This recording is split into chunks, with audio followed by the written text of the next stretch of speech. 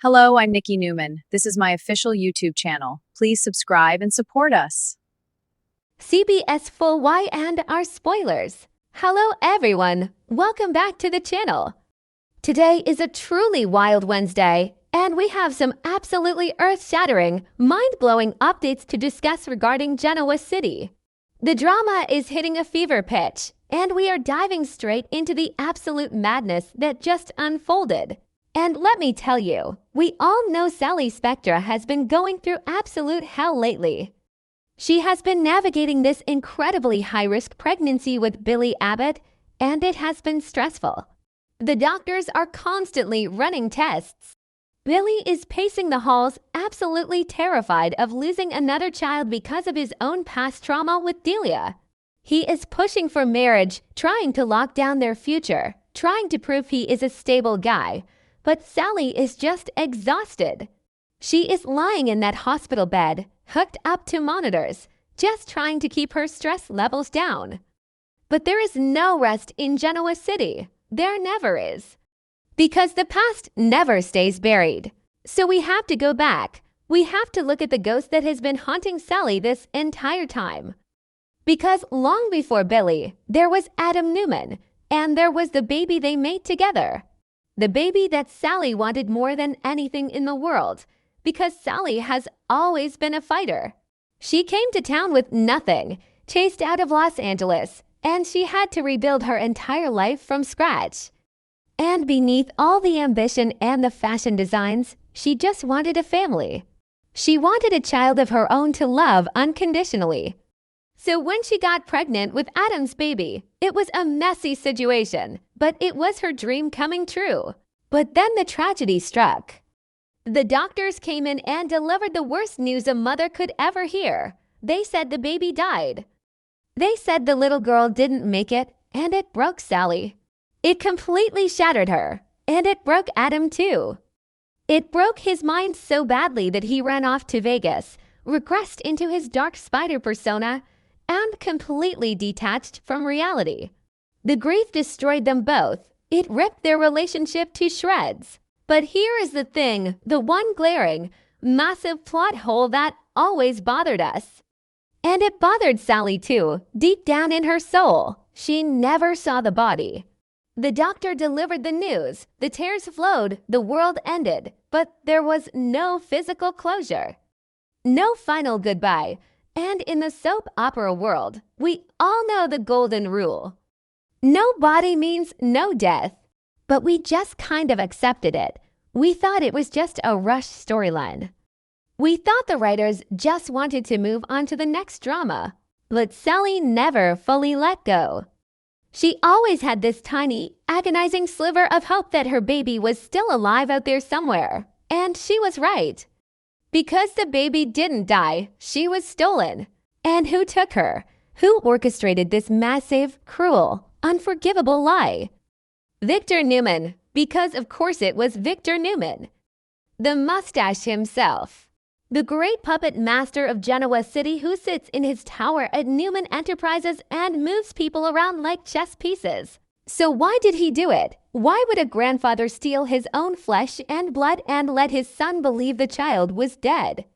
Because she is a Newman. That is the only reason Victor ever needs. He is completely obsessed with the Newman bloodline and controlling the legacy.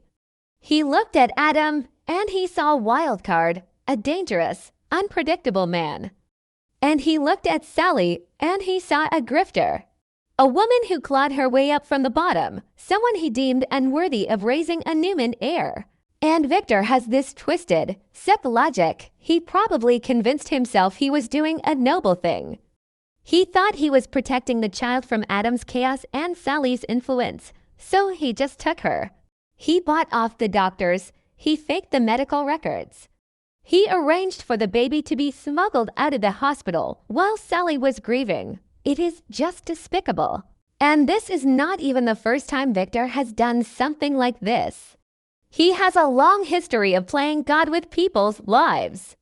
He has locked people in basements. He has faked diaries. He has manipulated bloodlines before.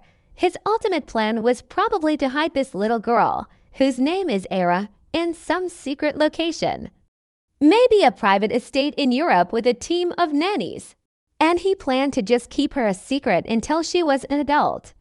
He would wait until she was grown, completely molded into his idea of a perfect Newman, and then he would introduce her to the world.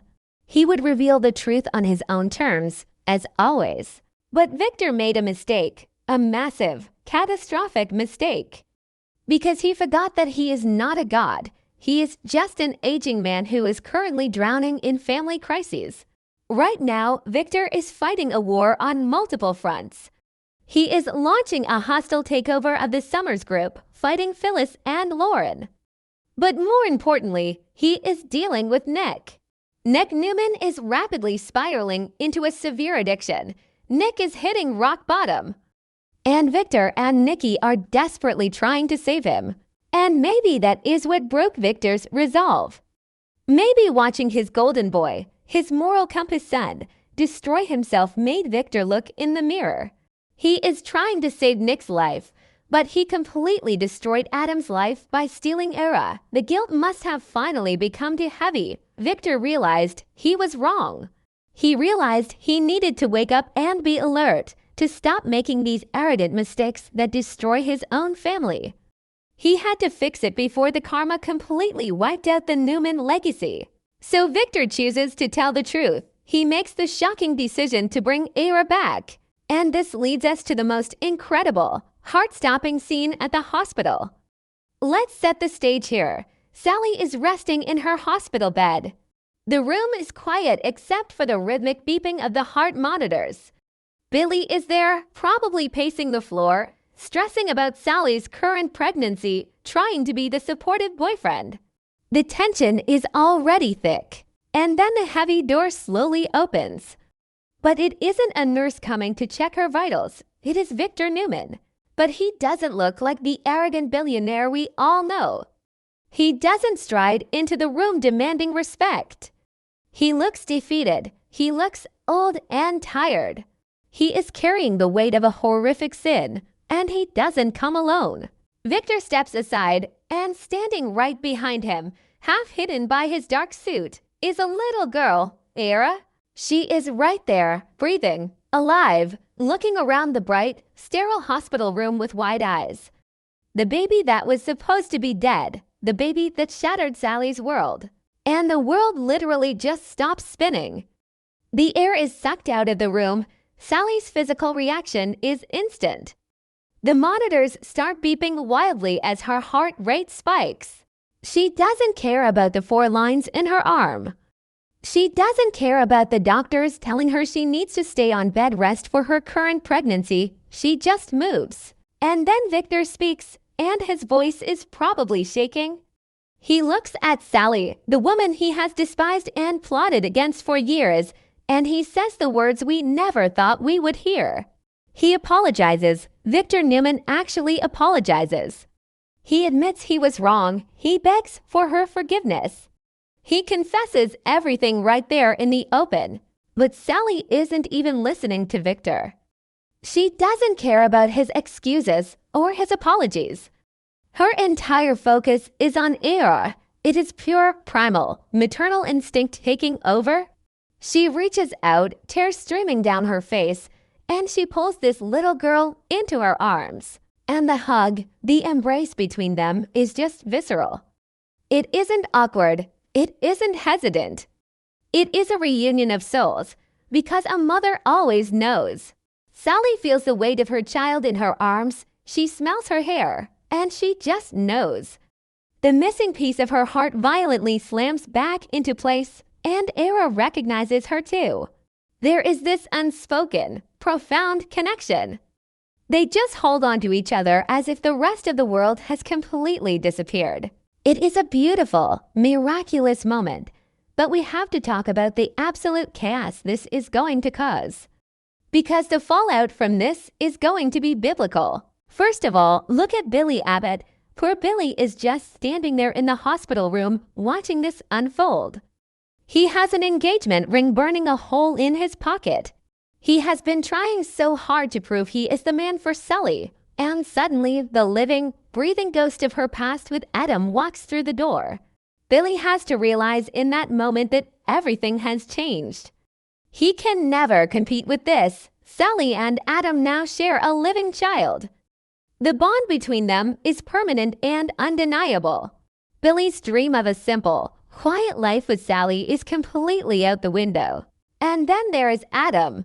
Oh my God, Adam. Adam is currently in Vegas, living as Spider, running scams, completely detached from his emotions because the trauma of losing Era broke him. Chelsea is trying to save him, but he is unreachable. But what happens when his phone rings? What happens when someone tells him that his daughter is alive? And that his own father, Victor Newman, is the one who stole her and faked her death. Adam is going to lose his mind. He is going to drop the Spider persona instantly, and he is going to return to Genoa City like a hurricane of pure rage. He is going to want blood. He is going to want to tear Newman Enterprises to the ground brick by brick. And honestly, can anyone blame him? Victor crossed the ultimate, unforgivable line. The war between Adam and Victor is going to reach a level of violence and hatred that we have never seen before. And what about the rest of the Newman family? Nikki is already frantic with worrying over Nick's severe addiction. She is trying to hold her family together. When she finds out that her husband orchestrated the kidnapping of his own grandchild, Nikki might just completely break down. The betrayal is too deep. How can she stand by a man who would do something so incredibly cruel to his own son? And Victoria is currently investigating Phyllis and trying to win the corporate war for the Summers Group. But when this scandal hits the news, Newman Enterprises is going to take a massive hit. The PR nightmare alone is staggering. The founder of the company arrested for kidnapping. Because let's talk about the legal implications here. Victor committed a massive felony. He kidnapped a child. He bribed medical professionals. He falsified death records. Michael Baldwin is going to have an absolute nightmare trying to clean this up. Michael is already stressed out trying to warn Lauren about Victor's business plots, and now he is going to have to figure out how to keep Victor out of a federal prison. Will Victor actually go to jail? Probably not, because he is Victor Newman and he always finds a way to buy his freedom or manipulate a judge. But the legal battle is going to be exhausting. And isn't it just the ultimate sick irony of the Newman family? Because years ago, Adam stole Sharon and Nick's baby, Faith. He handed her over to Ashley and let Sharon grieve. And now, years later, Adam's own father steals his baby. It is like this twisted, karmic cycle of stolen children and generational trauma that just never, ever ends for these people.